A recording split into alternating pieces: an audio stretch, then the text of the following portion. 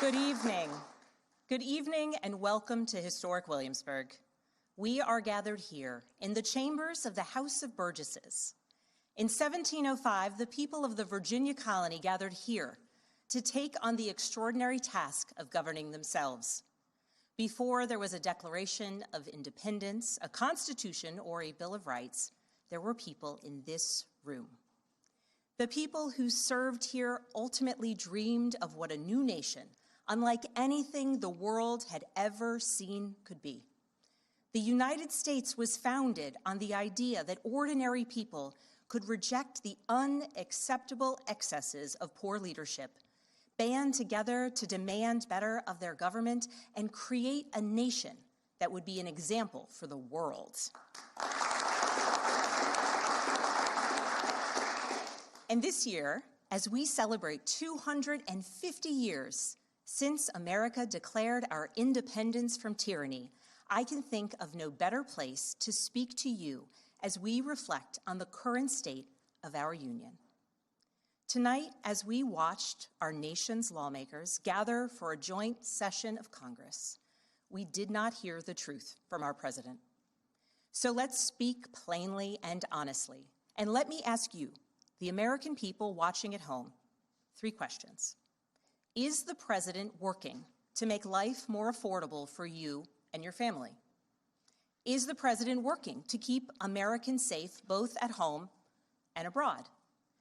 Is the president working for you? As I campaigned for governor last year, I traveled to every corner of Virginia, and I heard the same pressing concern everywhere. Costs are too high in housing, healthcare, energy, and childcare.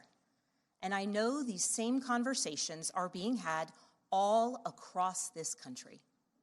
Because since this president took office last year, his reckless trade policies have forced American families to pay more than $1,700 each in tariff costs. Small businesses have suffered, farmers have suffered, some losing entire markets. Everyday Americans are paying the price. And even though the Supreme Court struck these tariffs down 4 days ago, the damage to us, the American people, has already been done. Meanwhile, the president is planning for new tariffs, another massive tax hike on you and your family. And Republicans in Congress, they remain unwilling to assert their constitutional authority to stop him. They're making your life harder. They're making your life more expensive. They're even making it more difficult to see a doctor. Rural health clinics in Virginia and across the country are already closing their doors thanks to the so-called One Big Beautiful Bill, championed by the president and Republicans in Congress.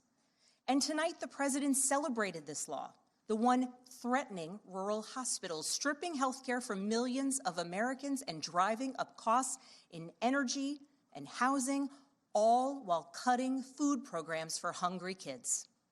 But here in Virginia, I am working with our state legislature to lower costs and make the Commonwealth more affordable. And it's not just me. Democrats across the country are laser focused on affordability in our nation's capital and in state capitals and communities across America. In the most innovative and exceptional nation in the history of the world, Americans deserve to know that their leaders are focused on addressing the problems that keep them up at night. Problems that dictate where you live, whether you can afford to start a business or whether you have to skip a prescription in order to buy groceries. So I'll ask again, is the president working to make life more affordable for you and your family? We all know the answer is no. I grew up in a house of service. My mother was a nurse, and my father was a career law enforcement officer. I began my career by following in my father's footsteps as a federal agent, working money laundering and narcotics cases. I worked side by side with local and state police to keep our community safe and to uphold and enforce the law.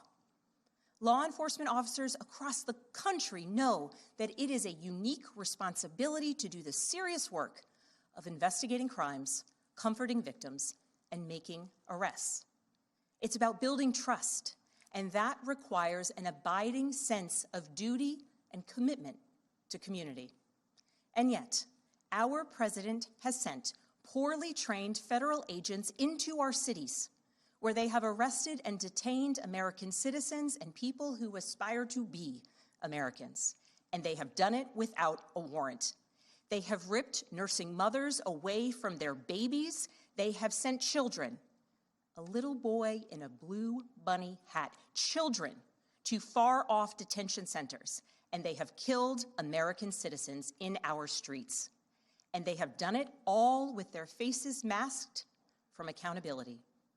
Every minute spent sowing fear is a minute not spent investigating murders, crimes against children, or the criminals defrauding seniors of their life savings. Our president told us tonight that we are safer because these agents arrest mothers and detain children. Think about that. Our broken immigration system is something to be fixed, not an excuse for unaccountable agents to terrorize our communities.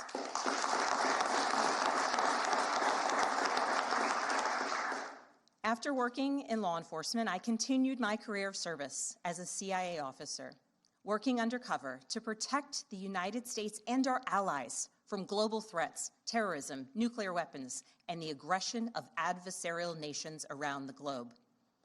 But as the president spoke of his perceived successes tonight, he continues to cede economic power and technological strength to Russia, bow down to China, bow down to a Russian dictator, and make plans for war with Iran.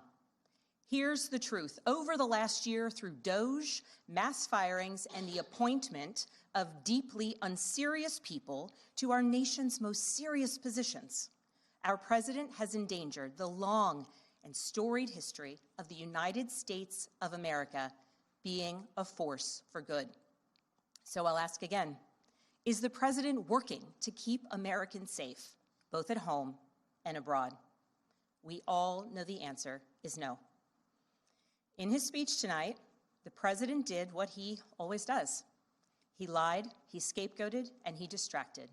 And he offered no real solutions to our nation's pressing challenges, so many of which he is actively making worse. He tries to divide us. He tries to enrage us, to pit us against one another, neighbor against neighbor. And sometimes he succeeds. And so you have to ask, who benefits from his rhetoric, his policies, his actions, the short list of laws he's pushed through this Republican Congress? Somebody must be benefiting. He's enriching himself, his family, his friends. The scale of the corruption is unprecedented. There's the cover-up of the Epstein files, the crypto scams, cozying up to foreign princes for airplanes and billionaires for ballrooms, putting his name and face on buildings all over our nation's capital. This is not what our founders envisioned, not by a long shot.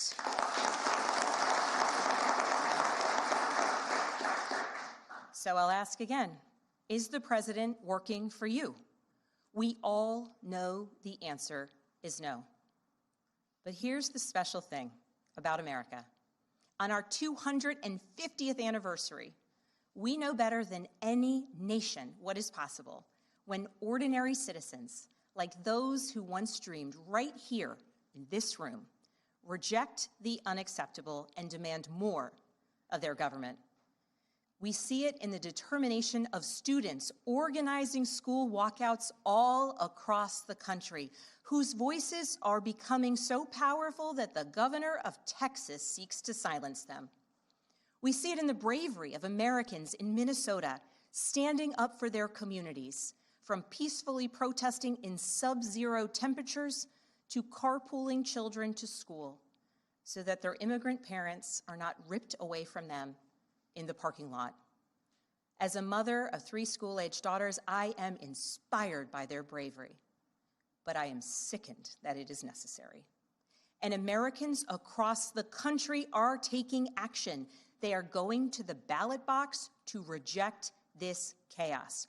With their votes, they are writing a new story, a more hopeful story. In November, I won my election by 15 points.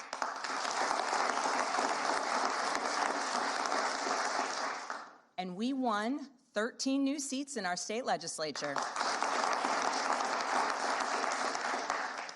Because voters decided they wanted something different. Our campaign earned votes from Democrats, Republicans, independents, and everyone in between. Because they knew as citizens they could demand more, that they could vote for what they believe matters, and that they didn't need to be constrained by a party or political affiliation. This is happening across the country. New Jersey elected Mikey Sherrill as governor in a double-digit victory. Democrats flipped state legislative seats in places like Georgia, Iowa, Mississippi, and Texas. The list goes on and on. Ordinary Americans are stepping up to run in the spirit of our forefathers. They are running to demand more and to do more for their neighbors and communities. I know the story well. I first ran for office in 2018 alongside dozens of other Democrats who did the seemingly impossible, flipping 41 seats in Congress. In my case, I was the first Democrat elected in 50 years, swinging our district 17 points. Those who are stepping up now to run will win in November because Americans, you at home, know you can demand more, and that we are working to lower costs. We are working to keep our communities and our country safe, and we are working for you.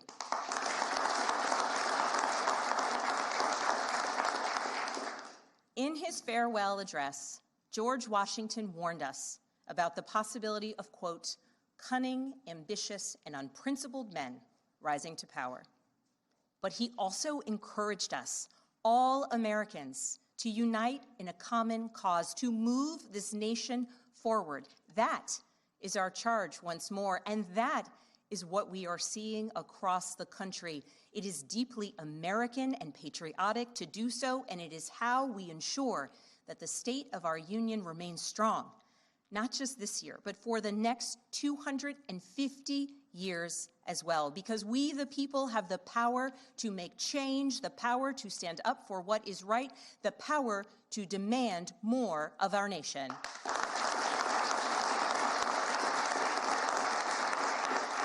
May God bless the Commonwealth of Virginia, and may God bless the United States of America.